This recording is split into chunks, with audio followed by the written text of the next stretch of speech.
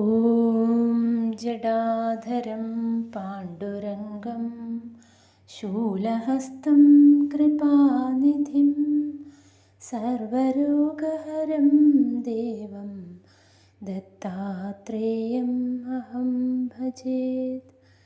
ഗുരുപരമ്പരയ്ക്കും Shri P Keshavan നമ്പൂതിരിക്കും പ്രണാമം.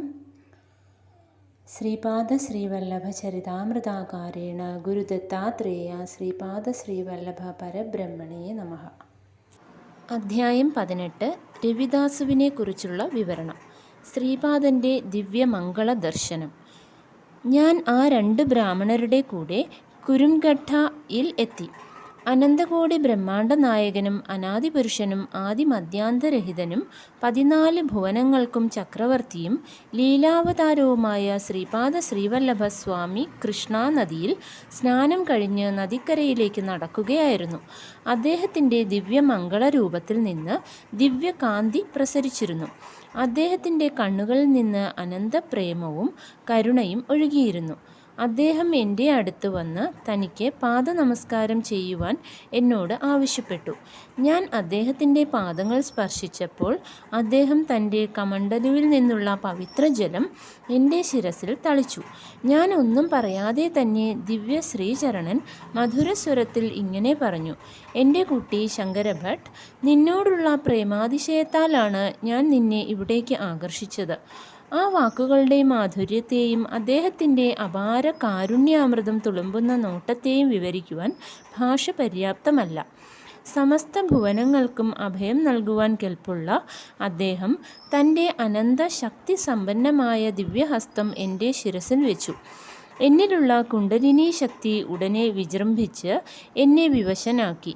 എൻ്റെ കൺമുന്നിൽ സമസ്ത പ്രപഞ്ചവും അന്തർധാനം ചെയ്തതുപോലെ 1000 സമുദ്രങ്ങൾ ഉയർന്നു വന്ന് എന്നെ അവയിൽ ആഴ്ത്തുവാൻ ശ്രമിക്കുന്നത് പോലെ അനന്തശക്തിയുള്ള ഒരു വൈദ്യുതാഗ്നി എൻ്റെ ഓരോ ഞരമ്പിനെയും എരിയിക്കുന്നത് പോലെ എനിക്ക് തോന്നി. ഞാൻ കണ്ണുകൾ അടച്ചു. എൻ്റെ ഹൃദയമിടിപ്പും നാഡിമിടിപ്പും നിന്നു. എൻ്റെ മനസ്സ് എല്ലാ വൈചിത്ര്യങ്ങളെയും ഒഴിവാക്കി ഒരു വലിയ ശൂന്യതയിൽ നിശ്ചലമായി നിലകൊണ്ടു. എൻ്റെ ഹൃദയചൈതന്യം അനന്തമായ വിശ്വചൈതന്യത്തിൽ ലയിച്ചു. ഞാൻ ആദ്യന്ത സൂക്ഷ്മരൂപത്തിലുള്ള ആനന്ദസ്ഥിതിയിലാണെന്നുള്ള ഒരു ബോധം എനിക്ക് ഇടയ്ക്കിടെ ഉണ്ടായിരുന്നു. പിന്നീട് ഞാൻ എന്ന ആശയം തന്നെ ഇല്ലാതായി. ഒരു ദിവ്യാനന്ദ സ്ഥിതിയിലായി. ആ സ്ഥിതിയിൽ എന്നിൽ നിന്ന് കോടാനുകോടി ബ്രഹ്മാണ്ഡങ്ങളുടെ സൃഷ്ടിസ്ഥിതി ലയങ്ങൾ നടക്കുന്നതായി അറിഞ്ഞപ്പോൾ ഞാൻ ആ സർവ്വചൈതന്യത്തിൽ നിന്ന് ഭിന്നമല്ലെന്ന ബോധമുണ്ടായി. ഈ ഞാൻ ശാന്തിയിലായപ്പോൾ അവ്യക്ത ദിവ്യാനന്ദത്തിലുമായി. ഇതെല്ലാം എനിക്ക് അത്യന്തം അസാധാരണമായ കാര്യമായിരുന്നു. അപ്പോൾ ശ്രീപാദൻ വലിയ സ്നേഹത്തോടെ തൻ്റെ കമണ്ഡലുവിൽ നിന്ന് ജലമെടുത്ത് എൻ്റെ ദേഹത്ത് തളിച്ചു. ഞാൻ സാധാരണ നിലയിലായി. ജഗത്തിലെ ആദിഗുരുവായ ശ്രീ വല്ലഭസ്വാമി 1000 അമ്മമാരുടെ വാത്സല്യത്തെ വെല്ലുന്ന കരുണാമൃതം നിറഞ്ഞ കണ്ണുകളെ കൊണ്ട് എന്നെ നോക്കി മന്ദഹസിച്ചു. മ്ലേച്ഛന്മാരുടെ ശ്രീപാദ ദർശനം. എൻ്റെ കൂടെ വന്ന 2 ബ്രാഹ്മണർക്ക് ശ്രീപാദനോട് സംസാരിക്കുവാനോ അദ്ദേഹത്തിൻ്റെ ദിവ്യമംഗള പാദങ്ങളെ തൊടുവാനോ ധൈര്യമുണ്ടായില്ല.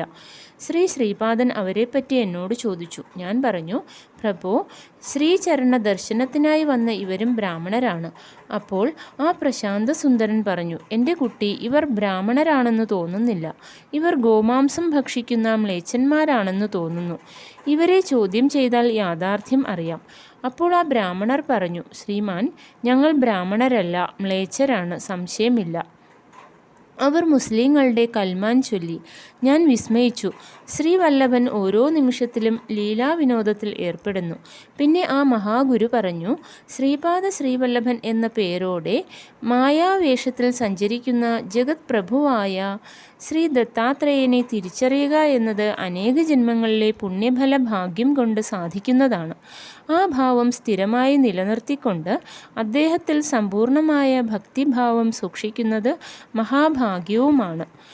പശുവിൽ എല്ലാ ദേവതകളുമുണ്ട്. അങ്ങനെയുള്ള ഒരു പശുവില്ലാത്ത ഗൃഹം ശ്മശാന സമാനമാണ്. ശ്രദ്ധയോടെ ഗോസേവ ചെയ്യുന്നവർ എൻ്റെ പ്രീതിപാത്രങ്ങളാണ്. പശുവിൻ്റെ പാൽ പുഷ്ടിയും സന്തുഷ്ടിയും നൽകുന്നു. ബ്രാഹ്മണരായി ജനിച്ച് ഗോമാംസം ഭക്ഷിക്കുന്നവർ ശിക്ഷാർഹരാണ്. യജ്ഞയാഗങ്ങളിൽ ആടിനെ ബലി കൊടുക്കാറുണ്ട്. ബലി കൊടുക്കപ്പെടുന്ന ആട് മാത്രമല്ല, അതിനോട് രക്തബന്ധമുള്ള അനേകം ആടുകളും താഴ്ന്ന ജന്മങ്ങളിൽ നിന്ന് മോചിപ്പിക്കപ്പെടുകയും അവയ്ക്ക് ഉത്തമ ജന്മങ്ങൾ ലഭിക്കുകയും ചെയ്യുന്നു. അവയ്ക്ക് വേഗത്തിൽ ബ്രാഹ്മണ ജന്മം ലഭിക്കുന്നു. ഇപ്രകാരം ഉത്തമ ജന്മം ലഭിക്കണമെങ്കിൽ യജ്ഞം ചെയ്യുന്ന ഋതുക്കൾക്കും വേണ്ടത്ര യോഗബലവും തപോബലവും ഉണ്ടായിരിക്കണം. യോഗബലവും തപോബലവും ഇല്ലാത്തവർ യജ്ഞം ചെയ്യുകയും അവർ ആടിനെ ബലി കൊടുക്കുകയും ചെയ്യുകയാണെങ്കിൽ അവർക്ക് ആടിനെ കൊന്നതിൻ്റെ പാപമുണ്ടാകും. ദേശവും കാലവും അനുസരിച്ച് ധർമ്മകർമ്മങ്ങൾ മാറുന്നു. മ്ലേച്ഛനായാലും ഒരു മഹാതപശാലി ഗോമാംസം ഭക്ഷിക്കുന്നുവെങ്കിൽ അത് പരമേശ്വരനുള്ള അർപ്പണമായി കണക്കാക്കി ആ പശുവിനും അതിന് രക്തബന്ധമുള്ള ബന്ധുക്കൾക്കും ഉത്തമ ജന്മങ്ങൾ കിട്ടുവാനുള്ള കാരണമാകുന്നു. അങ്ങനെയല്ലെങ്കിൽ മഹാപാപം പിടികൂടുമായിരുന്നു. അതുകൊണ്ടാണ് ഗോഹത്യ ഹീനമായ കുറ്റകൃത്യമാണെന്ന് സാധാരണ നിയമമായി നിർദ്ദേശിക്കപ്പെട്ടത്. കുരുക്ഷേത്ര യുദ്ധം തുടങ്ങുന്നതിനു മുമ്പ് കൗരവരും പാണ്ഡവരും തമ്മിലുള്ള യുദ്ധത്തിന് യോജിച്ച ഒരു ധർമ്മക്ഷേത്രത്തിനു വേണ്ടി കൃഷ്ണൻ അന്വേഷണം തുടങ്ങി. അർജുനൻ കൂടെ ഉണ്ടായിരുന്നു. ഒരു പ്രദേശത്ത് ഒരു കർഷകൻ തൻ്റെ കൃഷിസ്ഥലത്തേക്ക് വെള്ളം വിട്ടുകൊണ്ടിരിക്കുകയായിരുന്നു. വെള്ളം പുറത്തേക്ക് പോകുന്നത് തടയുവാനായി ഒരു വലിയ കല്ല് അന്വേഷിക്കുകയായിരുന്നു അയാൾ. അപ്പോൾ അയാളുടെ മകൻ വീട്ടിൽ നിന്ന് ഭക്ഷണം കൊണ്ടുവന്നു. കർഷകൻ ഭക്ഷണം കഴിച്ചതിനു ശേഷം ഒരു കത്തി കൊണ്ട് തൻ്റെ മകൻ്റെ തല വെട്ടിയെടുത്ത് വയലിൽ നിന്ന് വെള്ളം പുറത്തു പോകുന്നതിന് തടസ്സമായി അത് വെച്ചു. തല വെട്ടിയെടുക്കുമ്പോൾ അച്ഛനും അതിൻ്റെ വേദന അനുഭവിച്ച മകനും പ്രത്യേകിച്ച് വികാരഭേദമൊന്നും കാണിച്ചില്ല. സമൂഹത്തിൻ്റെ ക്ഷേമത്തിന് ആഹാരം ആവശ്യമാണ്. നല്ല വിളവുണ്ടാക്കുന്നതിൽ മാത്രമായിരുന്നു കർഷകന് ആകാംക്ഷ. പ്രതിഫലമൊന്നും പ്രതീക്ഷിക്കാതെ അയാൾ തൻ്റെ ധർമ്മത്തെ നിറവേറ്റി. ആ സ്ഥലം വരാൻ പോകുന്ന യുദ്ധത്തിനുള്ള ഭൂമിയാക്കുവാൻ ഉചിതമായ ധർമ്മക്ഷേത്രം തന്നെയാണെന്ന് ശ്രീകൃഷ്ണൻ നിശ്ചയിച്ചു. ഹേ നാമമാത്ര ബ്രാഹ്മണരെ, നിങ്ങൾ ഗോമാംസം ഭക്ഷിക്കുന്നത് ഒരു തരത്തിലും ന്യായീകരിക്കുവാൻ കഴിയുകയില്ല. എങ്കിലും പൂർവ്വപുണ്യം കൊണ്ടും നിങ്ങളുടെ പൂർവികരുടെ പ്രാർത്ഥനയുടെ ശക്തി കൊണ്ടും വിശേഷിച്ച് എൻ്റെ അവ്യാജമായ കാരുണ്യം കൊണ്ടും നിങ്ങൾക്കെൻ്റെ ദർശനഭാഗ്യം സിദ്ധിച്ചു. ഇതിനെ ഒരു മഹാഭാഗ്യമായും അപൂർവ ഭാഗ്യഫലമായും കരുതുക. നിങ്ങളുടെ നമസ്കാരം ഞാൻ സ്വീകരിക്കുകയില്ല. എൻ്റെ പാദങ്ങളെ തൊടരുത്. എൻ്റെ കമണ്ഡലുവിൽ നിന്നുള്ള പുണ്യജലം നിങ്ങളുടെ ദേഹങ്ങളിൽ തളിക്കപ്പെടുകയില്ല. ഉടൻ ഇവിടെ നിന്നു പോകൂ. എവിടെ വേണമെങ്കിലും പൊയ്ക്കോളൂ. നിങ്ങൾക്ക് ആഹാരത്തിനും വസ്ത്രത്തിനും കുറവ് വരാതെ ഞാൻ നോക്കിക്കോളാം. നിങ്ങൾ മ്ലേച്ഛ വനിതകളെ വിവാഹം ചെയ്ത് മ്ലേച്ഛധർമ്മത്തെ ആചരിക്കൂ. നിങ്ങൾ കൊന്ന പശുക്കൾ ഈ ജന്മത്തിലും ഭാവി ജന്മങ്ങളിലും നിങ്ങളുടെ സന്താനങ്ങളായി വരട്ടെ. അവർ പലതരത്തിൽ നിങ്ങളെ ഉപദ്രവിക്കുവാനും നിങ്ങൾ ബുദ്ധിമുട്ടി സമ്പാദിച്ച പണം ധാരാളമായി ചെലവ് ചെയ്ത് സുഖമായി ജീവിക്കുവാനും ഇടവരട്ടെ. എന്നെ ദർശിക്കുവാനുള്ള ഭാഗ്യം ലഭിച്ച നിങ്ങൾ രണ്ടുപേരും ബഡേ ബാബ, അബ്ദുൾ ബാബ എന്ന പേരുകളിൽ പ്രസിദ്ധരായി തീരുകയും പൂർണ്ണ സദ്ഗുരു അവതാരത്താൽ ഉദ്ധരിക്കപ്പെടുകയും ചെയ്യട്ടെ. മഹാരാഷ്ട്ര ദേശത്ത് ശിഥില എന്ന ഗ്രാമമുണ്ട്. കാലാന്തരത്തിൽ അതൊരു സിദ്ധക്ഷേത്രമായി തീരും. അവിടെ നിങ്ങൾക്ക് സായിബാബയെ ലഭിക്കും. എൻ്റെ ആജ്ഞ അനുല്ലംഘനീയമാണ്. ശിലയിൽ കൊത്തിവെച്ച അക്ഷരങ്ങളെപ്പോലെ മായ്ക്കാൻ കഴിയാത്തവയാണ്. ഉടൻ ഈ പ്രദേശത്ത് നിന്ന് പോകൂ, അദ്ദേഹം അവരോട് ആജ്ഞാപിച്ചു. അവിടെ ശ്രീപാദനും ഞാനും മാത്രമായി. അപ്പോൾ രവിദാസു എന്നു പേരുള്ള ഒരു അലക്കുകാരൻ വന്നു. അയാൾ ശ്രീപാദനെ വീണ്ടും വീണ്ടും നമസ്കരിച്ചു. കുറച്ചുനേരം ശ്രീപാദൻ അത് ശ്രദ്ധിച്ചില്ല. പിന്നെ അയാളെ നോക്കി പുഞ്ചിരിച്ചു. അതിന് കാരണം എന്തായിരിക്കുമെന്ന് ഞാൻ ആലോചിക്കുകയായിരുന്നു. അദ്ദേഹം എൻ്റെ നേരെ കാരുണ്യത്തോടെ നോക്കി. എൻ്റെ 2 പുരികങ്ങൾക്കുമിടയിൽ നെറ്റിയിൽ തൻ്റെ വിരൽ അമർത്തി. അത്ഭുതം! എൻ്റെ മനക്കണ്ണുകൾക്ക് മുന്നിൽ വിസ്മയകരമായ രംഗങ്ങൾ കാണുമാറായി. ഭക്തന്മാർക്കുള്ള ശ്രീപാദൻ്റെ അനുഗ്രഹങ്ങൾ. രവിദാസ് ഒരു തോണിയിൽ കുരുംഗഡ്ഡയിലേക്ക് പോകുവാൻ തുടങ്ങുകയായിരുന്നു. ഒരു വേദപണ്ഡിതനും ആ തോണിയിൽ യാത്ര ചെയ്യുവാനായി എത്തി. തോണിയിൽ തന്നെ മാത്രമായി കൊണ്ടുപോകണമെന്ന് അദ്ദേഹം ആവശ്യപ്പെട്ടു. താനൊരു ബ്രാഹ്മണനാണ്. മറ്റുള്ളവർ കൂടെ യാത്ര ചെയ്താൽ തൊട്ടുകൂടാത്തവർ തൊട്ടെന്ന പാപത്തിന് താൻ പാത്രമാകും. രവിദാസ് കൂടുതൽ തോണിക്കൂലി അവകാശപ്പെട്ടു. താൻ ഒരു മഹാപണ്ഡിതനാണ്. ശ്രീപാദനെ കാണുവാൻ പോവുകയാണ്. അദ്ദേഹം അറിവുള്ളവനാണെങ്കിൽ തൻ്റെ പാണ്ഡിത്യത്തെ മാനിച്ച് തനിക്ക് ധനപരമായി ഉദാരമായ സമ്മാനങ്ങൾ നൽകും. അതിൽ നിന്ന് തോണിക്കൂലി നൽകാമെന്ന് അദ്ദേഹം പറഞ്ഞു. രവിദാസു സമ്മതിച്ചു.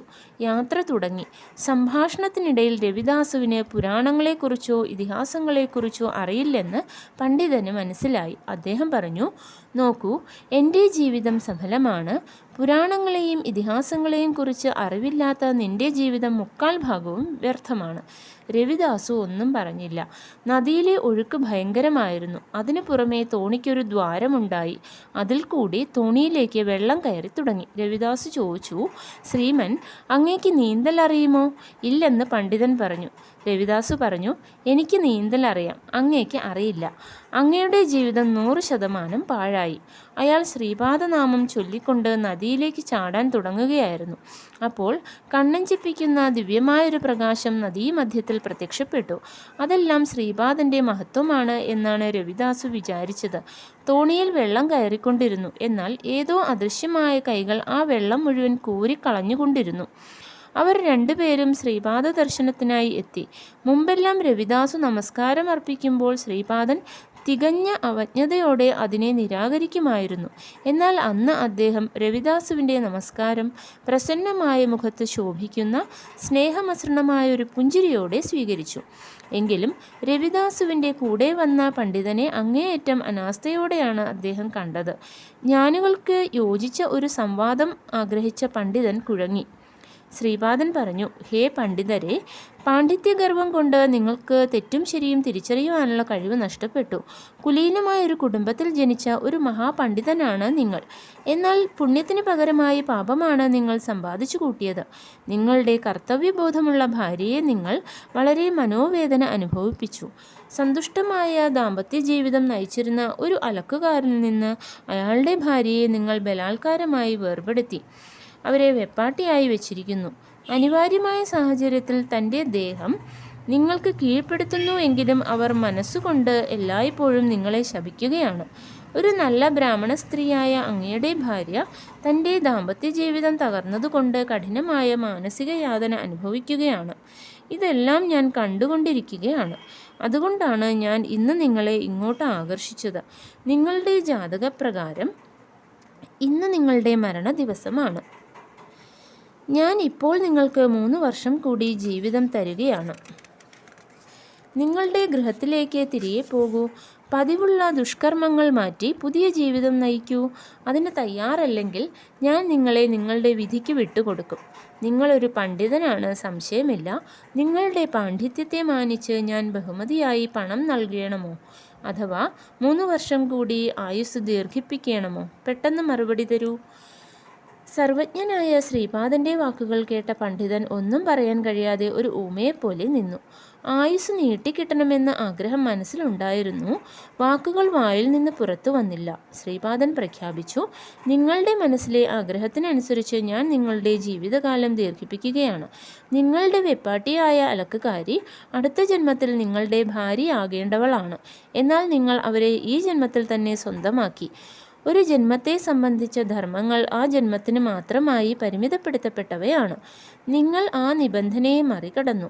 അടുത്ത ജന്മത്തിൽ ആ അലക്കുകാര ദമ്പതികൾ രാജകീയ സുഖങ്ങൾ അനുഭവിക്കും. നിങ്ങൾ ഒരു നപുംസകമായി ജനിക്കും. ആ അലക്കുകാരിയുടെ ദാസനായി ജീവിച്ച് നിങ്ങൾ പൂർവ്വജന്മത്തിലെ ചെയ്തികളുടെ ഫലങ്ങൾ അനുഭവിക്കും. ഇനിയുള്ള 3 കൊല്ലം കുറേ സൽക്കർമ്മങ്ങൾ ചെയ്യൂ. ആ അലക്കുകാരിക്ക് ഭക്ഷണത്തിനും വസ്ത്രത്തിനും ഒരു കുറവും വരാതെ നോക്കൂ. നിങ്ങൾ ദുഷ്പ്രവൃത്തികളിൽ ഏർപ്പെടുന്ന പക്ഷം ആ അലക്കുകാരനും ഭാര്യയ്ക്കും ദാസ്യവൃത്തി ചെയ്ത് നിങ്ങളുടെ അധ്വാനത്തിന് തക്ക പ്രതിഫലം ലഭിക്കാതെ എല്ലാത്തരം കഷ്ടപ്പാടുകളും അനുഭവിക്കും. നിങ്ങൾ മരിക്കാൻ പോകുന്ന സമയത്ത് നിങ്ങളെ ഇവിടേക്ക് കൊണ്ടുവന്ന രവിദാസുവിന് നിങ്ങളുടെ എല്ലാ പുണ്യങ്ങളും ലഭിക്കും. ആ പുണ്യത്തിൻ്റെ ഫലമായി അയാൾക്ക് ശ്രീദത്തൻ്റെ യഥാർത്ഥ അവതാരമായ എന്നെ സേവിക്കുവാൻ സാധിക്കും. നിങ്ങൾ ഈ പുണ്യഭൂമിയിൽ നിന്ന് ഉടനെ പുറത്തു പോകണം. ശ്രീപാദൻ പണ്ഡിതനോട് ആജ്ഞാപിച്ചു. പണ്ഡിതൻ പോയി. രവിദാസു ശ്രീപാദൻ്റെ വസ്ത്രങ്ങൾ അലക്കുവാനും ആശ്രമം വൃത്തിയാക്കുവാനും മറ്റ് സേവനങ്ങൾ ചെയ്യുവാനും തുടങ്ങി. ശ്രീപാദൻ നദിയിലേക്ക് കുളിക്കുവാൻ വരുമ്പോഴെല്ലാം രവിദാസു അദ്ദേഹത്തിൻ്റെ മുമ്പിൽ നമസ്കരിക്കാറുണ്ട്. സൗമ്യമായ മുഖഭാവത്തോടെ അദ്ദേഹം അത് സ്വീകരിക്കും. രവിദാസു തൻ്റെ അച്ഛൻ പറയാറുള്ളത് ഓർമ്മിച്ചു. ശ്രീപാദൻ സർവ്വവ്യാപി ആയതുകൊണ്ട് അദ്ദേഹത്തിന് അർപ്പിക്കുന്ന ഓരോ പ്രണാമത്തിനും 100 കണക്കിന് ജനങ്ങൾ ചെയ്യുന്ന പ്രണാമങ്ങളുടെ മഹാഭാഗ്യം തിരിച്ചു ലഭിക്കുന്നു എന്ന് അയാളുടെ അച്ഛൻ പറയും. ശ്രീപാദൻ ആ പ്രണാമങ്ങൾ സ്വീകരിച്ചാൽ മാത്രമേ ആ മഹാഭാഗ്യം ലഭിക്കുകയുള്ളൂ എന്നും പറയും. ശ്രീപാദൻ തൻ്റെ പ്രണാമം സ്വീകരിച്ചതുകൊണ്ട് രവിദാസു ആനന്ദ നിർവൃതിയിൽ മുഴുകി. ഒരു ദിവസം ഒരു മഹാരാജാവ് സുന്ദരികളായ യുവതികളോടൊന്നിച്ച് വെള്ളത്തിൽ കളിച്ചുല്ലസിക്കുന്നത് രവിദാസു കണ്ടു. താനും ഒരു മഹാരാജാവായി ജനിച്ചിരുന്നെങ്കിൽ എന്ന് അയാൾ ആശിച്ചു. ശ്രീപാദൻ നദിയിലേക്ക് കുളിക്കാൻ പോകുമ്പോൾ ഇതും രവിദാസുവുമായുള്ള ചർച്ചയ്ക്ക് വിഷയമായി. ശ്രീപാദൻ രവിദാസുവിന് അയാൾ വൈധൂര്യ നഗരത്തിൽ ഒരു മുസ്ലിം ഭരണാധികാരിയുടെ കുടുംബത്തിൽ ജനിക്കും എന്ന വരം നൽകി. തൻ്റെ നൃസിംഹ സരസ്വതിയായുള്ള അവതാരകാലത്ത് താൻ അയാൾക്ക് വീണ്ടും ദർശനം നൽകുമെന്നും ഉറപ്പുകൊടുത്തു. അദ്ദേഹം പ്രത്യേകമായ ഒരു പുഞ്ചിരിയോടെ രവിദാസുവിനെ നോക്കി. അപ്പോൾ അവിടെ വെച്ച് രവിദാസു മരിച്ചു. ഞാൻ എൻ്റെ മനോനേത്രങ്ങൾ കൊണ്ട് സംഭ്രമ അത്ഭുതങ്ങളോടെ ഈ കാഴ്ചകൾ കണ്ടു. ഞാൻ വീണ്ടും സാധാരണ നിലയിലായപ്പോൾ ശ്രീപാദൻ എന്നെ നോക്കി മധുരമായി പുഞ്ചിരി തൂകി. നിമിഷം തോറും ഇത്തരത്തിലുള്ള ലീലാവിനോദങ്ങളാടുന്ന ഗുരുദേവനെ എത്ര പ്രശംസിച്ചാലാണ് മതിയാകുക. അതിനിടയിൽ ഏതാനും സ്ത്രീകൾ അവരുടെ രോഗാതുരരായ ഭർത്താക്കന്മാരുമായി വന്നു. കുറേ മാതാപിതാക്കൾ അവരുടെ പെൺമക്കൾക്ക് യോഗ്യരായ ഭർത്താക്കന്മാരെ കിട്ടുവാൻ വേണ്ടിയും വന്നു. ഗുരുദേവൻ എല്ലാവർക്കും മഞ്ഞൾ കഷ്ണങ്ങൾ കൊടുത്തു. എല്ലാവരും വളരെ സന്തോഷത്തോടെ അവിടെ നിന്ന് പോയി. ശ്രീവല്ലഭൻ്റെ കൃപ കൊണ്ട് വല്ലഭേശന് അക്ഷയപാത്ര അനുഗ്രഹം. അതിനിടയിൽ ഒരു ബ്രാഹ്മണ യുവാവ് അവിടെ വന്നു. അയാളുടെ ദേഹം മുഴുവനും പൊടിയായിരുന്നു. അയാൾ കാശ്യപ ഗോത്രത്തിലും ആപസ്തംഭ സൂത്രത്തിലും ഉൾപ്പെട്ടവനായിരുന്നു. പേര് വല്ലഭേശ്വര ശർമ്മ എന്നായിരുന്നു. പീഠികാപുര അഗ്രഹാരത്തിൽ നിന്നായിരുന്നു വന്നത്. ശ്രീപാദൻ പീഠികാപുരത്ത് വല്ലഭേശ്വരൻ്റെ സ്വന്തക്കാരുടെയും ബന്ധുക്കളുടെയും ക്ഷേമ വർത്തമാനങ്ങൾ വിസ്തരിച്ച് ചോദിച്ചു മനസ്സിലാക്കി. സർവജ്ഞനായ അദ്ദേഹത്തിന് അതൊരു ഇഷ്ടവിനോദമായിരുന്നു. പലരും മധ്യാഹ്ന ഭിക്ഷയ്ക്കുള്ള പല ഭക്ഷ്യസാധനങ്ങളും കൊണ്ടുവന്നിരുന്നു. അതിനിടയ്ക്ക് അദ്ദേഹം എന്തോ സ്വീകരിക്കുവാൻ വേണ്ടി എന്ന പോലെ തൻ്റെ ദിവ്യഹസ്തങ്ങൾ മുകളിലേക്ക് ഉയർത്തി ഒരു വലിയ വെള്ളിപ്പാത്രം നിറയെ ഖീർ എന്ന പായസം സ്വീകരിച്ചു. അതവിടെ കൂടിയിരുന്ന ശിഷ്യന്മാർക്ക് വിതരണം ചെയ്യുവാൻ അദ്ദേഹം എന്നോട് പറഞ്ഞു. വളരെ പേർക്ക് വിതരണം ചെയ്തു കഴിഞ്ഞിട്ടും പായസം തീർന്നില്ല. തൻ്റെ ശിഷ്യന്മാർ കൊണ്ടുവന്ന ഭക്ഷ്യസാധനങ്ങൾ കൃഷ്ണാനദിയിലേക്ക് എറിയുവാൻ അദ്ദേഹം ആവശ്യപ്പെട്ടു. ആ ജോലി രവിദാസുവിനെ ഏൽപ്പിച്ചു. സ്വാമിയുടെ പ്രസാദം നദീജലത്തിലെ ജീവികൾക്ക് കൂടി നൽകപ്പെട്ടു. ശ്രീപാദൻ വല്ലഭേശനോട് തൻ്റെ അരികിൽ ഇരിക്കുവാൻ പറഞ്ഞു. ഞാൻ വല്ലഭേശൻ്റെ അടുത്തിരുന്നു. സുബർണശാസ്ത്രി എന്ന കർണാടക ബ്രാഹ്മണൻ എൻ്റെ അടുത്തിരുന്നു. നിർധനനായ ഒരു ബ്രാഹ്മണൻ തൻ്റെ മകളുടെ വിവാഹത്തിന് നല്ല ഒരു ബന്ധം നിർദ്ദേശിക്കുവാൻ സ്വാമിയോട് അപേക്ഷിച്ചു. ശ്രീപാദൻ പറഞ്ഞു, ഞാൻ ഇവിടെയുള്ളപ്പോൾ എന്തിനാണ് ഭയപ്പെടുന്നത്? പാപം ഉള്ളിടത്താണ് ഭയം ഉണ്ടാകുന്നത്. ഈ വല്ലഭേശനാണ് നിങ്ങളുടെ ജാമാതാവ്. സുബർണശാസ്ത്രി വിവാഹത്തിന് പൗരോഹിത്യം വഹിക്കും. വല്ലഭേശൻ്റെ പിതൃക്കൾ ദേഷ്യപ്പെട്ടിരിക്കുകയാണ്. പിതൃക്കളുടെ ശാപം ഒരു നല്ല കാര്യമല്ല. ശ്രാദ്ധകർമ്മങ്ങൾക്കും ഭക്തിപൂർവം ചെയ്യുന്ന പിണ്ടപ്രദാനങ്ങളും മാത്രമേ അവരിലേക്ക് എത്തുകയുള്ളൂ. മറ്റു മാർഗങ്ങൾ ഇല്ല. ഗരുഡ പുരാണത്തിൽ പറഞ്ഞ മന്ത്രങ്ങൾ ചൊല്ലിയതിനു ശേഷം മാത്രം വിവാഹമന്ത്രങ്ങൾ ജപിക്കണം. മംഗല്യഭാഗ്യം ഉണ്ടാകുവാനായി ഒരു ചെറിയ മഞ്ഞൾ കഷ്ണം സ്വീകരിക്കൂ. ഇന്ന് കിട്ടിയ ഈ പ്രസാദം വളരെ ദുർലഭമാണ്. പീഠികാപുരത്ത് നിന്ന് മല്ലാദി, പൈണ്ഠ, വത്സവായി കുടുംബങ്ങൾ എനിക്ക് നൈവേദ്യമായി പായസം തയ്യാറാക്കി. ഞാൻ അത് നിങ്ങൾക്ക് വിതരണം ചെയ്തു. ബ്രഹ്മരക്ഷസുകൾ, മഹാപിശാചുക്കൾ തുടങ്ങിയ മഹാദുഷ്ടശക്തികളിൽ നിന്ന് പീഡനം അനുഭവിക്കുന്നവർക്ക് ഈ പ്രസാദം തൽക്ഷണം ബാധാനിവൃത്തി ഉണ്ടാക്കും. ദാരിദ്ര്യ ദുഃഖം കൊണ്ട് കഷ്ടപ്പെടുന്നവർക്ക് ഈ പ്രസാദം സ്വീകരിക്കുന്നതോടെ സമ്പദ് അഭിവൃദ്ധി ഉണ്ടാകും. ശ്രീപാദൻ ഈ ദിവ്യഭാഷണം ചെയ്തുകൊണ്ടിരുന്നപ്പോൾ അദ്ദേഹത്തിൻ്റെ കവിളുകളിൽ കൂടി കണ്ണുനീർ ഒലിച്ചുകൊണ്ടിരുന്നു. ശ്രീപാദൻ തൊണ്ടയടഞ്ഞ ശബ്ദത്തിൽ പറഞ്ഞു, മല്ലാദി, പൈണ്ഠ, വത്സവായി കുടുംബങ്ങളുമായി എനിക്കുള്ള ഋണാനുബന്ധം കാലാതീതമാണ്. അവരുടെ വാത്സല്യഭക്തിയിൽ ഞാൻ അലിഞ്ഞു പോകുന്നു. എന്തെങ്കിലും ഭക്ഷിക്കുവാനായി ഞാൻ സ്വതന്ത്രമായി സൂക്ഷ്മരൂപത്തിൽ അവരുടെ അടുക്കളകളിൽ പോകും. അവരുടെ മാത്രമല്ല, എന്നെ വാത്സല്യഭക്തികളോടെ ആരാധിക്കുന്നവരുടെ വീടുകളിലെല്ലാം ഞാൻ ഒരു ചെറിയ കുട്ടിയായി പോകും.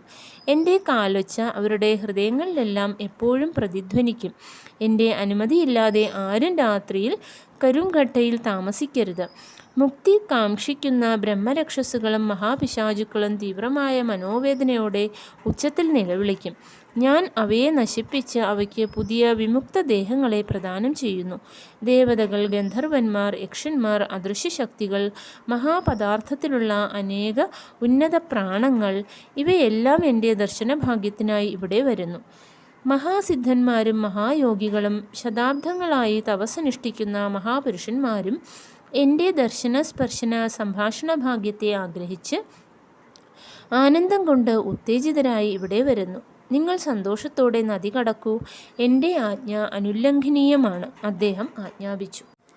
ഞങ്ങൾ നദി കടന്ന് മറുകരയിലുള്ള ഗ്രാമത്തിലെത്തി. സുബണ്ണ ശാസ്ത്രി വധൂവരന്മാരെ വധുവിൻ്റെ പിതാവിൻ്റെ ഗൃഹത്തിൽ ഇരുത്തി അദ്ദേഹം മന്ത്രങ്ങൾ വായിച്ചുകൊണ്ടിരുന്നു. ശാസ്ത്രിക്ക് വിവാഹമന്ത്രങ്ങൾ മാത്രം അറിയാം. പ്രേത സംസ്കാര കർമ്മങ്ങളെക്കുറിച്ചും അവയുടെ മന്ത്രങ്ങളെക്കുറിച്ചും അറിയുമായിരുന്നില്ല. അതുമല്ല, വധൂവരന്മാരെ ഇരുത്തിയതിനു ശേഷം അപ്രകാരമുള്ള മന്ത്രങ്ങൾ ജപിക്കുന്നത് എവിടെയും കണ്ടിട്ടുമില്ല, കേട്ടിട്ടുമില്ല. ശ്രീപാദനെ ധ്യാനിച്ച് സുബണ്ണ ബ്രഹ്മസ്ഥാനത്ത് ഇരുന്നു. അദ്ദേഹത്തിൻ്റെ വായിൽ നിന്ന് അപ്രയത്നമായി മന്ത്രങ്ങൾ വന്നുകൊണ്ടിരുന്നു. സുബണ്ണയ്ക്ക് അത് വലിയ ആശ്ചര്യമായി. പിതൃകർമ്മങ്ങൾക്ക് ശേഷം വിവാഹം നടന്നു. മംഗലസൂത്രത്തിന് പകരം മഞ്ഞളിൻ്റെ വേരായിരുന്നു കഴുത്തിൽ കെട്ടിയത്. കന്യാദാതാവ് നിർധനനായിരുന്നു, വരനും നിർധനനായിരുന്നു. വിവാഹത്തിന് വന്ന ബ്രാഹ്മണർ വിവാഹം സമ്പ്രദായമനുസരിച്ചല്ല നടത്തുന്നത് എന്ന് നിന്ദിച്ച് അവിടെ നിന്നിറങ്ങിപ്പോയി. വല്ലഭേശന് മാതാപിതാക്കൾ ഉണ്ടായിരുന്നില്ല. വധുവിൻ്റെ മാതാപിതാക്കൾ, വരൻ, പുരോഹിതൻ, ഞാൻ, ഇങ്ങനെ 5 പേരും വധുവും മാത്രമാണ് അവിടെ ബാക്കിയായത്. നവദമ്പതികളും ഞങ്ങൾ എല്ലാവരും കൂടി ശ്രീപാദനെ ദർശിക്കുവാനായി പോയി. സ്വാമി ഞങ്ങളെ അനുഗ്രഹിച്ച് സന്തുഷ്ടരാക്കി. അദ്ദേഹം ഞങ്ങളോട് തൻ്റെ സാന്നിധ്യത്തിൽ കുറച്ചു നേരം ധ്യാനത്തിലിരിക്കുവാൻ പറഞ്ഞു. ഞാൻ ധ്യാനത്തിൽ പ്രവേശിച്ച ഉടനെ എനിക്ക് വല്ലഭേശൻ്റെ ഭാവിയെ കാണുമാറായി. വല്ലഭേശൻ മഞ്ഞൾ വ്യാപാരം ചെയ്യുകയായിരുന്നു. അതിൽ നല്ല ലാഭം നേടിയതിനു ശേഷം അയാൾ കുരുവപുരത്ത് 1000 ബ്രാഹ്മണരെ ആദരിക്കുവാൻ നിശ്ചയിച്ചു. ശ്രീപാദൻ്റെ അനുഗ്രഹം കൊണ്ട് അയാൾ ധാരാളം പണം സമ്പാദിച്ചു. എന്നാൽ അയാൾ തൻ്റെ നിശ്ചയത്തെ നിറവേറ്റുന്നത് നീട്ടിക്കൊണ്ടുപോയി. ഇതിനിടയ്ക്ക് ശ്രീപാദനെ കുരുംഗഠയിൽ നിന്ന് കാണാതായി. അദ്ദേഹം ഒളിച്ചു താമസിച്ചു. അദ്ദേഹത്തിൻ്റെ പാദുകങ്ങൾ മാത്രം കുരുംഗഠയിൽ ഉണ്ടായിരുന്നു. വല്ലഭേശൻ കുരുംഗഠയിലേക്ക് പണം കൊണ്ടുപോകുമ്പോൾ 4 കള്ളന്മാർ യാത്രക്കാരുടെ വേഷത്തിൽ കൂടി അയാളെ കൊന്നു. അയാളുടെ കഴുത്തറക്കുന്ന സമയത്ത് അയാൾ ശ്രീപാദനെ സ്മരിച്ചു. ശ്രീപാദൻ ഒരു യതിയുടെ രൂപത്തിൽ ത്രിശൂലം ധരിച്ചു വന്ന് കള്ളന്മാരിൽ 3 പേരെ വധിച്ചു. 4-മൻ താൻ മോഷണമൊന്നും നടത്തിയിട്ടില്ലെന്നും മാർഗമധ്യേ അവരുമായി പരിചയപ്പെട്ടതാണെന്നും അവരുടെ പ്രലോഭനത്തിന് വഴങ്ങി അവരുടെ കൂടെ കൂടിയതാണെന്നും തന്നെ രക്ഷിക്കണമെന്നും അപേക്ഷിച്ചു. ദയാമയനായ ഗുരുദേവൻ അയാൾക്ക് അഭയം നൽകി. അയാളുടെ കയ്യിൽ കുറച്ച് വിഭൂതി കൊടുത്ത് അത് വല്ലഭേശൻ്റെ ഉടലിൽ വിതറുവാനും ഉടലും തലയും ചേർത്ത് വയ്ക്കുവാനും ആജ്ഞാപിച്ചു. ശ്രീപാദൻ്റെ അമൃതദൃഷ്ടി പതിഞ്ഞപ്പോൾ വല്ലഭേശൻ പുനരുജ്ജീവിച്ചു. നടന്ന കാര്യങ്ങളെല്ലാം അയാൾ കള്ളനിൽ നിന്ന് അറിഞ്ഞു. അയാളുടെ ആനന്ദാശ്ചര്യങ്ങൾക്ക് അതിരുണ്ടായിരുന്നില്ല. തനിക്ക് ശ്രീപാദ ദർശന ഭാഗ്യം ഉണ്ടായില്ല എന്നതിൽ അയാൾ പരിതപിച്ചു. അയാൾ തൻ്റെ തെറ്റ് മനസ്സിലാക്കി. കുറേ കാലമായി 1000 ബ്രാഹ്മണർക്ക് അന്നസന്തർപ്പണം ചെയ്യുവാനുള്ള കഴിവ് തനിക്കുണ്ടായിരുന്നു. ഈ കാലത്ത് 4000 പേർക്ക് സദ്യ സമർപ്പിക്കുവാനുള്ള കഴിവ് പോലും തനിക്കുണ്ടായിരുന്നു. അനാവശ്യമായി അത് താമസിപ്പിക്കുകയും അത് പല കഷ്ടപ്പാടുകൾക്കും കാരണമാവുകയും ചെയ്തു. ഇതിന് പ്രായശ്ചിത്തം ചെയ്യുവാനായി അയാൾ കുരുംഗഠയിൽ 4000 ബ്രാഹ്മണർക്ക് അന്നസന്തർപ്പണം നടത്തി. ശ്രീപാദൻ്റെ വിരാട് സ്വരൂപം. അല്പസമയത്തിനു ശേഷം ശ്രീപാദൻ എന്നോട് കണ്ണു തുറക്കുവാൻ ആവശ്യപ്പെട്ടു. പിന്നെ അദ്ദേഹം പറഞ്ഞു, എൻ്റെ സന്നിധിയിൽ കാരണം കൂടാതെ കാര്യമുണ്ടാകുന്നില്ല. സൃഷ്ടിവിധാനങ്ങൾ വളരെ വിചിത്രമാണ്. നിരാകാരനായ ഞാൻ നരാകാരത്തിൽ നിങ്ങളുടെ മുമ്പിൽ വരിക എന്നതും അസാധാരണമാണ്. നിർഗുണനായ ഞാൻ സഗുണനായി നിങ്ങൾക്ക് തോന്നുന്നതും ആശ്ചര്യമാണ്. ഞാൻ പരിധിയും ഇല്ലാത്തവനാണ്. ഞാൻ പരിമിതിയും പരിധിയും ഉള്ളവനായി നിങ്ങൾക്ക് അനുഭവപ്പെടുന്നതും അത്ഭുതമാണ്. എല്ലാ ശക്തികളും എൻ്റെ കൈകളിലാണ്. അനന്തമായ ഈ ബ്രഹ്മാണ്ടത്തിലെ ഓരോ അണുവിലും ഞാൻ വസിക്കുന്നു. ഓരോ അണുവിനെയും മറ്റൊരണുവുമായി ബന്ധിപ്പിക്കുന്ന സങ്കല്പം ഞാനാണ്. നൂതന സൃഷ്ടിക്കായി രംഗമൊരുക്കുവാനായി ഓരോ അണുവിൻ്റെയും സ്ഫോടനത്തിലൂടെയുള്ള നാശത്തിൻ്റെ പ്രളയകാലരുദ്രൻ ഞാനാണ്. ഇത് ജ്ഞാനം, ഇത് അജ്ഞാനം എന്ന് നിങ്ങൾക്ക് മനസ്സിലാക്കി തന്ന് എല്ലാ ജീവികളെയും അനേക വിധത്തിലുള്ള മായകളിലേക്ക് തള്ളിവിട്ടുകൊണ്ട് വിനോദിക്കുന്ന അനാദി തത്വമാണ് ഞാൻ. ഹൃദയം നൊന്ത് എന്നെ വിളിക്കുന്നവരുടെ രക്ഷയ്ക്കായി 1000 കൈകളോടെ ഞാൻ ഓടിയെത്തുന്നു. എല്ലാ ജീവികളിലും സ്പന്ദിക്കുന്ന ഞാനാണ്. അങ്ങനെയുള്ള എന്നിൽ സർവശക്തിത്വവും സർവജ്ഞത്വവും സർവാന്തർയാമിത്വവും ഉണ്ടായില്ലെങ്കിൽ നിങ്ങൾ ആശ്ചര്യപ്പെടും. എന്നാൽ അത് നിങ്ങൾക്ക് വ്യക്തമായ അനുഭവമാകുമ്പോൾ എന്താണ് ആശ്ചര്യപ്പെടാനുള്ളത്? പരബ്രഹ്മസ്വരൂപമായ ഗുരുദേവൻ ഇപ്രകാരം പറയുന്ന സമയത്ത് എവിടെ നിന്നോ ഒരു മണിനാദം കേൾക്കായി. എല്ലാവരെയും വിസ്മയിപ്പിച്ചുകൊണ്ട് ആ മണി ശ്രീചരണങ്ങൾക്ക് സമീപം വന്നിറങ്ങി. ഏതാനും നിമിഷങ്ങൾക്ക് ശേഷം ഏവരും നോക്കി നിൽക്കെ അത് അപ്രത്യക്ഷമായി. സ്ത്രീകളോടുള്ള ശ്രീപാദൻ്റെ മാതൃഭാവന. ശ്രീപാദൻ ഇപ്രകാരം പറഞ്ഞു: ഈ ശ്രീപാദ ശ്രീവല്ലഭാവതാരം തൽക്ഷണഫലം തരുന്ന മഹാവതാരമാണ്. എൻ്റെ നാമസ്മരണമില്ലാതെ ഒരു അവധൂതനും പൂർണ്ണസിദ്ധി ലഭിക്കുന്നതല്ല. അയാൾക്ക് രോഗവിഘ്നങ്ങളെ തരണം ചെയ്യുവാനും കഴിയുകയില്ല. ഹേ വല്ലഭേശ, കേൾക്കൂ. നിങ്ങളുടെ ബാല്യകാലത്ത് അച്ഛനമ്മമാർ മരിച്ചപ്പോൾ നിങ്ങളുടെ 4 പിതൃസഹോദരന്മാർ നിങ്ങളെ വളരെ കഷ്ടപ്പെടുത്തുകയും നിങ്ങളുടെ സ്വത്തുക്കൾ പിടിച്ചെടുത്ത് നിങ്ങളെ നിർധനനാക്കുകയും ചെയ്തത് എങ്ങനെയെന്ന് എനിക്കറിയാം. അവരുടെ മക്കളും നിങ്ങളോട് ശത്രുത പുലർത്തുന്നതും എനിക്കറിയാം. നിങ്ങളുടെ അച്ഛൻ്റെ സഹോദരന്മാർ അവരുടെ മരണത്തിനു ശേഷം പുനർജനിച്ച് കള്ളന്മാരായി തീരും. കുരുംഗഠയിലേക്കുള്ള വഴിക്ക് അവർ നിങ്ങളുടെ ധനം അപഹരിക്കുവാൻ ശ്രമിക്കും. അപ്പോൾ നിങ്ങൾ എൻ്റെ നാമം സ്മരിച്ചാൽ ഞാൻ ഉടനെ വന്ന് അവരിൽ 3 പേരെ തൃശൂലത്താൽ വധിക്കും. അല്പദോഷിയായ 4-മനെ ഞാൻ വെറുതെ വിടും. ശ്രീപാദൻ്റെ വാക്കുകൾ കേട്ട വല്ലഭേശൻ്റെ ഭാര്യ കരയുവാൻ തുടങ്ങി. ശ്രീപാദൻ അവരോട് പറഞ്ഞു: അമ്മേ, ശ്രീപാദ ശ്രീവല്ലഭനായ ഞാൻ എല്ലാ സ്ത്രീകളിലും എനിക്ക് ജന്മം നൽകിയ അഖണ്ഡ സൗഭാഗ്യവതി സുമതി മഹാറാണിയെ കാണുന്നു. ആ മഹാമാതാവിൻ്റെ മടിയിൽ ഞാൻ എന്നും ഒരു ശിശുവാണ്. ദുഃഖിക്കേണ്ട. ഞാൻ നിങ്ങൾക്ക് നൽകുന്ന മഞ്ഞളിൻ്റെ വേര് സൂക്ഷിച്ചു വയ്ക്കൂ. അത് നിങ്ങൾക്ക് സർവ്വമംഗളങ്ങളും വരുത്തും. നിങ്ങളൊരു സുമംഗലിയായി ജീവിക്കും. എൻ്റെ ശാസനങ്ങൾ ശിലാശാസനങ്ങളാണ്. ആർക്കും അത് മാറ്റുക സാധ്യമല്ല. എനിക്ക് ഗായത്രി മന്ത്രോപദേശം നൽകിയ എൻ്റെ ആദ്യ ഗുരുവായ എൻ്റെ പിതാവിൻ്റെ പേര് ചിരസ്ഥമാക്കുവാൻ ഞാൻ ആഗ്രഹിക്കുന്നു. അതുകൊണ്ട് എൻ്റെ അടുത്ത അവതാരം എൻ്റെ അച്ഛൻ്റെ പേരിലെ നരസിംഹം എന്ന വാക്കിനോട് സരസ്വതി എന്ന സ്തുതിവാക്കും ചേർത്ത് നൃസിംഹ സരസ്വതി ആയിരിക്കും. എൻ്റെ മുത്തച്ഛനായ ബാപ്പനാരിയുടെ രൂപം ഏറെക്കാലം നിലനിന്ന് കാണുവാൻ എനിക്ക് ആഗ്രഹമുണ്ട്. അതിനായി നൃസിംഹ സരസ്വതിയുടെ രൂപം എല്ലാ തരത്തിലും എൻ്റെ മുത്തച്ഛൻ്റെ രൂപത്തിന് സദൃശ്യമായിരിക്കും. മുത്തച്ഛൻ എൻ്റെ 2ാമത്തെ ഗുരുവാണ്. അദ്ദേഹത്തിൽ നിന്നാണ് ഞാൻ വേദവിദ്യ അഭ്യസിച്ചത്. ഇപ്പോൾ നിങ്ങൾ കണ്ട ആ മണി ഒരു കാലത്ത് മുത്തച്ഛൻ്റെ ഗൃഹത്തിൽ ഉണ്ടായിരുന്നതാണ്. എൻ്റെ ഇച്ഛയ്ക്കനുസരിച്ച് സാധകന്മാരെ അനുഗ്രഹിക്കാനായി അത് ലോകത്തിൽ പല രാജ്യങ്ങളിലേക്കും സഞ്ചരിക്കും. അത് മണ്ണിനടിയിൽ കൂടിയും മുകളിൽ കൂടിയും സഞ്ചരിക്കും. ശങ്കരഭട്ട്, നിങ്ങൾ എഴുതുന്ന ശ്രീപാദ ശ്രീവല്ലഭ ചരിതാമൃതത്തിലെ എൻ്റെ വിജയങ്ങളുടെ പ്രാതിനിധ്യം വഹിക്കുന്ന 18-ാം അധ്യായം പീഠികാപുരത്ത് എത്തുമ്പോൾ ആ മണിയും പീഠികാപുരത്ത് തിരിച്ചെത്തും. മണിയുടെ ആകൃതിയിലും വലിപ്പത്തിലും എൻ്റെ ഇച്ഛയ്ക്കനുസരിച്ച് പല മാറ്റങ്ങളും വരും. എൻ്റെ മുത്തച്ഛൻ്റെ ഗൃഹത്തിൽ എൻ്റെ പേരിൽ ഒരു മഹാസംസ്ഥാനം സ്ഥാപിക്കപ്പെടും. ഞാൻ എൻ്റെ സ്നേഹത്തിൻ്റെ പ്രതീകമായി ജയ നിരൂപമായ ആ മണി പീഠികാപുരത്തേക്ക് അയക്കും. ശ്രീപാദരാജം ശരണം പ്രപദ്യേ.